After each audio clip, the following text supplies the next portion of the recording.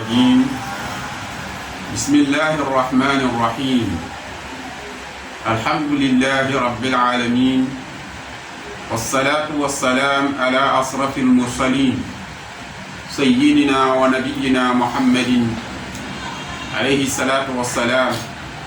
رب اشرح لي صدري ويسر لي أمري واحلل عقدة من لساني يفقهوا قولي asalaamualeykum wa rahmatullahi wa barakaatuhu mbokk yéen yi ñu baaxoo di ñu topp ci seen jotaay bu am solo bi muy jotaayu Fathul Wahhab fi bayaani alfaadi hidaayati tullah Cheikh Sine Mokhtar Kounti yu bind téere bi ci wàllu fiqh dellusiwaat nañu ànd ak yéen ci seen télé bu am solo bi muy Ndànk-Naar TV bu ñu xooloon fi ngeen tegoon seen loxo ñoo ngi tolloon ci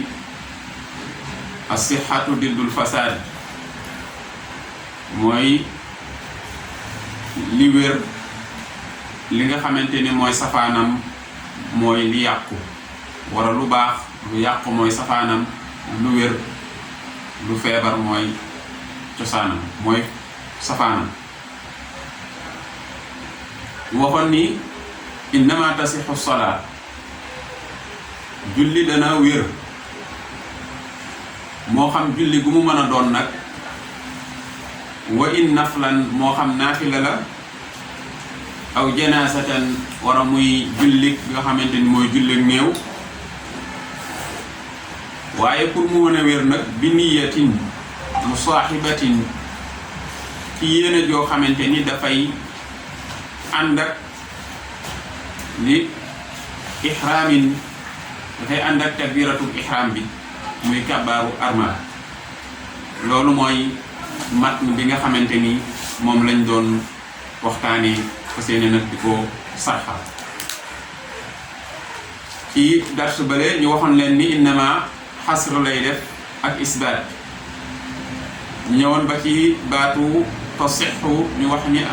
as-sixatu diddul fasaad Cheikh Sine Mokhtar continué di la wax nag sixa buñ ne lii wér na lan lañ ci jublu mu ne wa yu'tabaru biha an al-ityaani bis-salaat ala al-wajhi alladi yartadihi ash-shaari' mu ne bu islaam wala sharia wala fuqaha yi buñ la waxee ni lii wér na ñu indi baatu as-sixa xamal ni liñ ca jublu mooy indi gi nga koy indi wala julli gi indi bi nga koy indi dafay dëppoog li nga xamante ni moom la yonente bi sallallahu alayhi wa sallam jàngale moo tax yonente bi sallallahu alayhi wa sallam bi muy jàngale julli yàlla subhanahu wa taala jox ko jibril alayhi salaam mu ñëw indil ko yonente bi sallallahu alayhi wa sallam fekk ko si kaw suuf di ko jàngal di ko jàngal ginnaaw ba mu ko jëlee ca Isra wal Mi'raj yàlla joxe ko foofu mu indaale ko muy kado waaye Jibril yàlla da ko yabalaat mu dellu si ci kaw suuf fekk yonent bi sallallahu alayhi wasallam di ko jàngal waxtu tisbaar la ko njëkk a jàngal ni lañ koy jullee teg ci tàkkusaan timis gee suba waaye yonent bi sallallahu alayhi wasallam bu ci nekk mu topp ci ginnaaw Jibril jàngal ko jiite ko bi mu noppee yonent bi sallallahu alayhi wasallam Jibril dellusiwaat yonent bi jiitee Jibril topp ci moom ba mu jeex bi mu woowee nag saxaaba yi da leen wax ni sallu kama ra'aytumuni usalli bu fekkee ni da ngeen a bëgg daal julli gi wér da ngeen di julli comme ni ngeen ma gisee ma koy jullee kon yonent bi sallallahu alayhi wasallam mooy xutwa ci julli moom lañu war a roy ci julli lu da ngay gis kële jullee ne kee jullee ne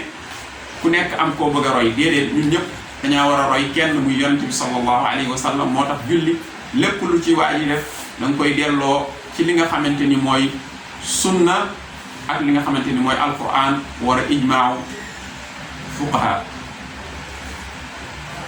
loolu lu am solo la Cheikh Sine Mokhtar taxaw fii wan na ni pour mu mën a wér il faut loolu am ci